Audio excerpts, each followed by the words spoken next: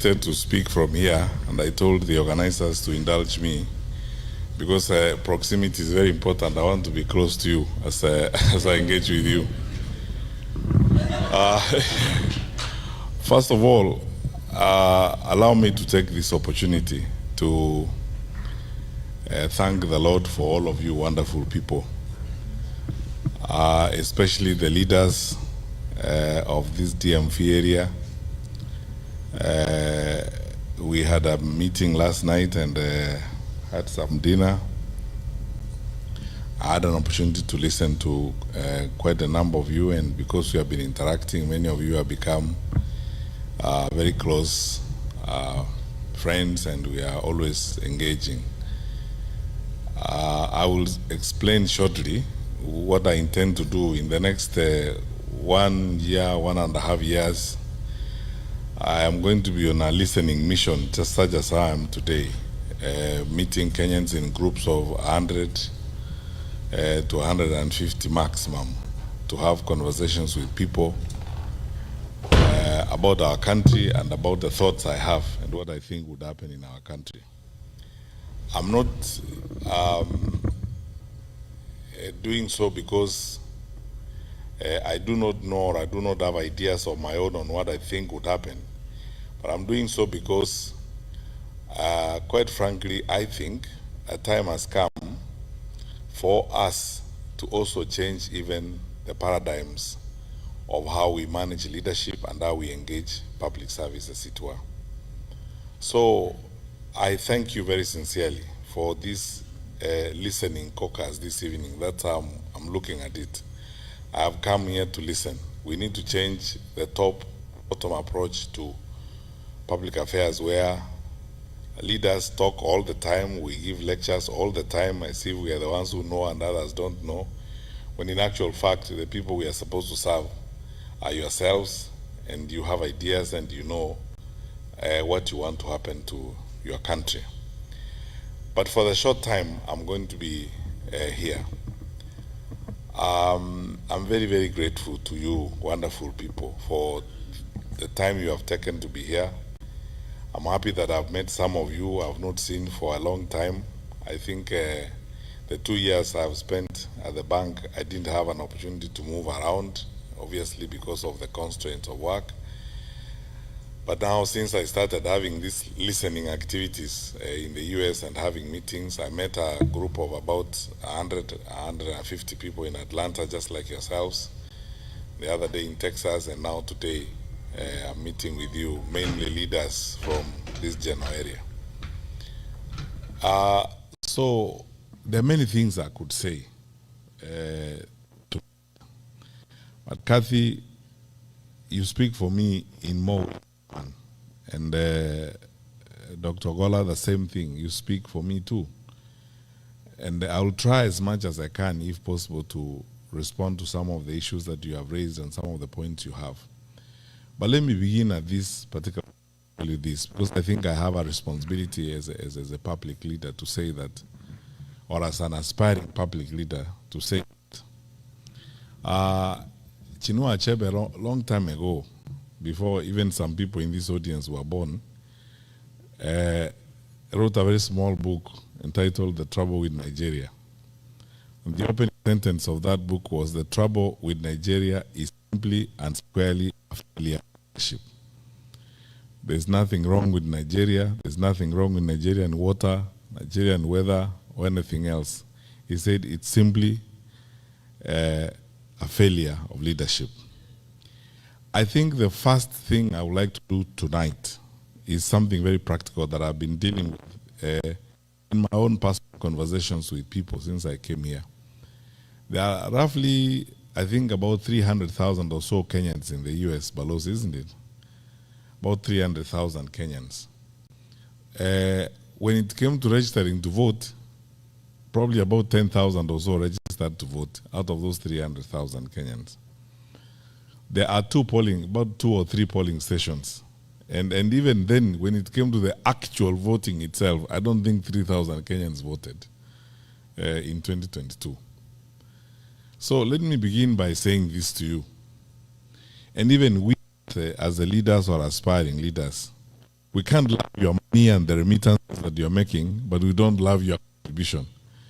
My first challenge to you, wonderful people, is that you need to participate in electing the leaders of Kenya, so that then you can hold people to account.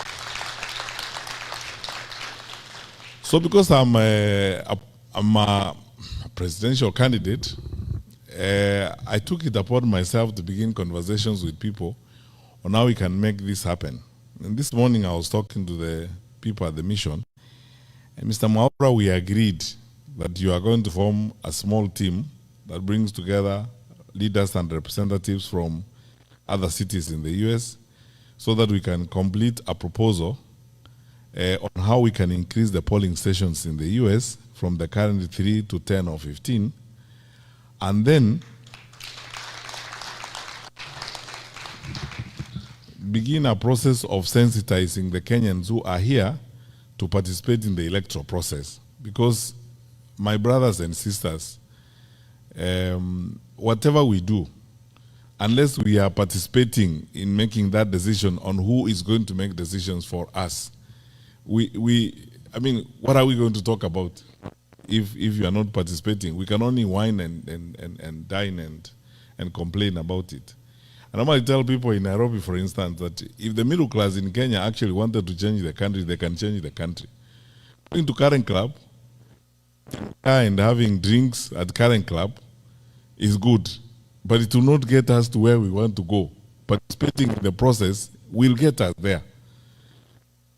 We can stay on X, it's a good forum, we can engage, yes, but voting, actually voting and going to vote makes a difference, because that way then you'll be able to take decisions that affect the way in which your country is managed. So my challenge to you, leaders, is that please follow up on this discussion we had with people at the mission to complete a proposal that will be looked at by the IEBC on front.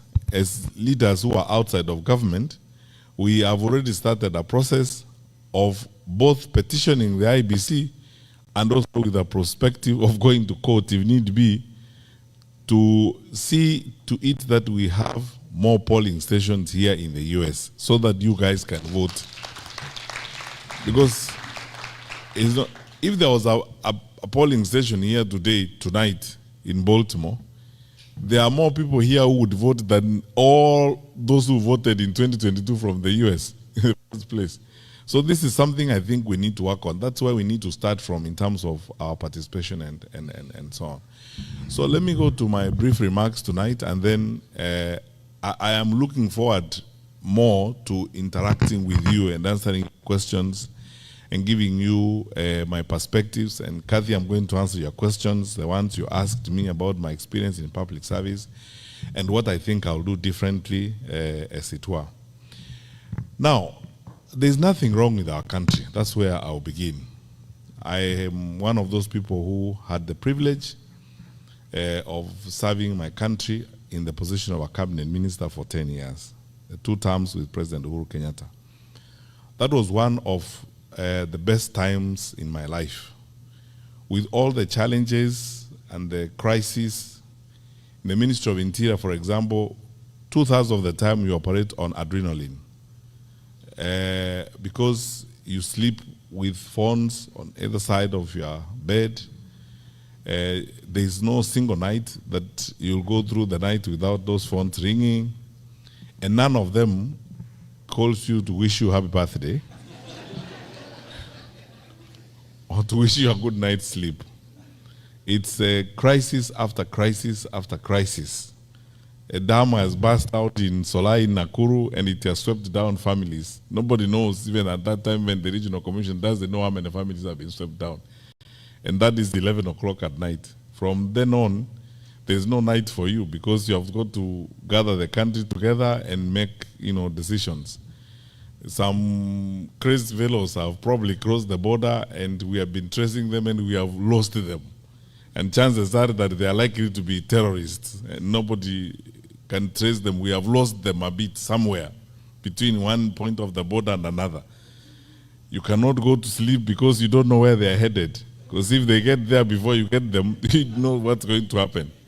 So have the time. That is the kind of life that that you lead. But I want to say this, and this is my testimony. I say this very sincerely from the bottom of my heart. I thank the Lord for every minute, every hour I served. And as I said, it's the best time in my life. We were not, thank you. We were not the most, perfect or ideal group of people, but by God's grace, we were able to do much. And then I got to know the country in ways I never knew it before I went to public service, and enjoy and love my people more than I loved them before I came in, because I came to go into people's lives, you meet ordinary people and their experiences on a day-to-day basis.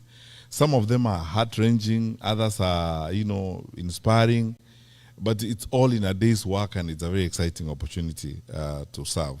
And for those of you who were with us last night, I spent a lot of time telling you about some of those experiences and how great they are and so on. So, since independence, nearly 63 years now, we've had self-rule, we've had 3 administrations, actually 4. This is the 5th administration. And in addition to peaceful transfer of power, we have been relatively stable, except for when we have had challenges such as we did in 2007, and when we have had security challenges of one kind or the other. We are the anchor state in East Africa, and on the Horn of Africa, that's how we are perceived. We are the most influential and probably consequential environment within the Horn of Africa.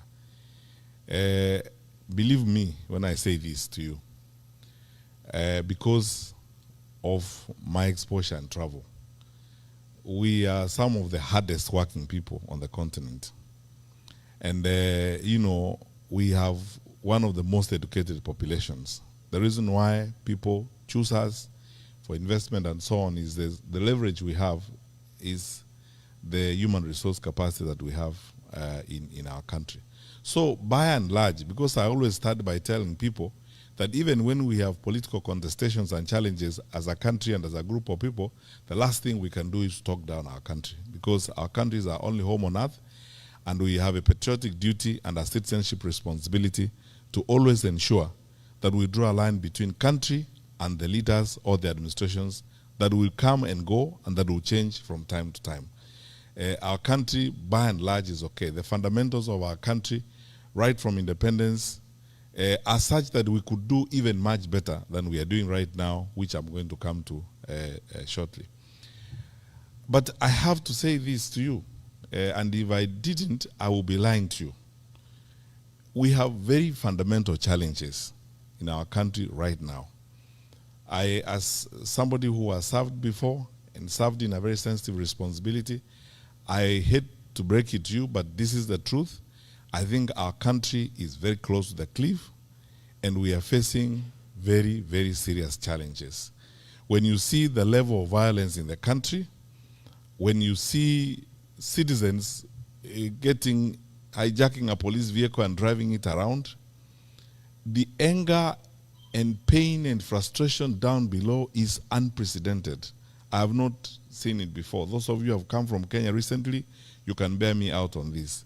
The population is angry, frustrated, and especially disappointed because of unfulfilled promises, constant piling of lie after lie, failure in critical sections of our society and our economy. The challenges we are facing now in the education sector, nearly chaotic. No one knows what's going to happen next. Capitation not going to schools. I am told, because I speak to a lot of principals these days, that schools are going to close a bit early because of budgetary challenges and so on.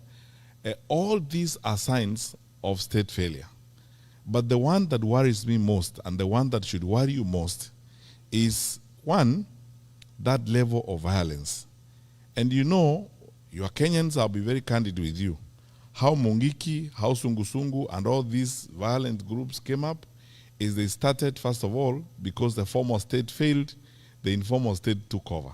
So as a result of the violence and the recklessness that we have seen from the formal state, the vigilante industry is going to start growing.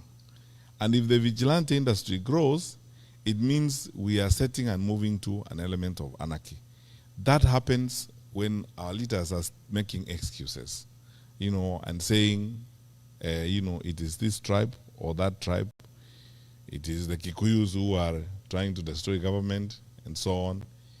I said in public the other day when I was in Kiambu that, this has been essentially a history of excuses. In the first year of the administration, they said it's Uhuru and his administration that left us empty coffers, that didn't do anything, and so on. Whole year. The following year, it was Raila and Asmio and the Luos who are bringing maandamano and causing problems. Whole year gone. The third year, it is ni Wakikuyu wanataka kuharibu serikali. The fourth year, it will be ni Wakisii na Wakamba na Waluya wanataka kuharibu serikali, and so on and so forth. That's why I said there's nothing wrong with our country, except that we elected through a democratic process incapable leaders who clearly, sometimes you wonder whether they had a plan to govern or they had a plan to do something else. Because if they had a plan to govern, we will not be in the state in which we are. And now, I want to answer the first question, Kathy, you asked. What would be the difference? I want to be absolutely frank with you. I am here and I am interested in running because I believe that I will offer better management and better coordination of government than what we are seeing.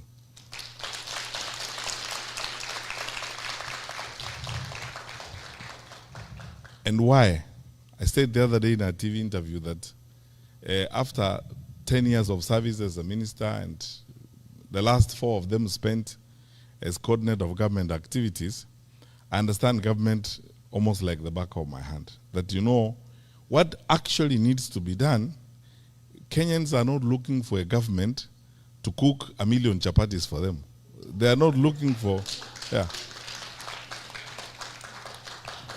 Kenyans are not looking for a government to make the bed for them or raise the children for them. Or, the Kenyans are looking for a government that will do one thing. Just wake up in the morning, go put your ass on the chair and work. That's all. Do your work. And don't make excuses. When you're supposed to do the work, don't make excuses and say it's so and so, it's so and so. My commitment, and I've been telling fellow Kenyans that since I put my name on the ticket and I put my hand on this, I'm saying this, hold me to account. I will not make excuses. I will not shirk. I will not hide. I will not fudge. I will not bend from responsibility. I will face responsibility head on and do the right thing. And there's no problem because you see in Kenya, you have a fantastic institution called the public service.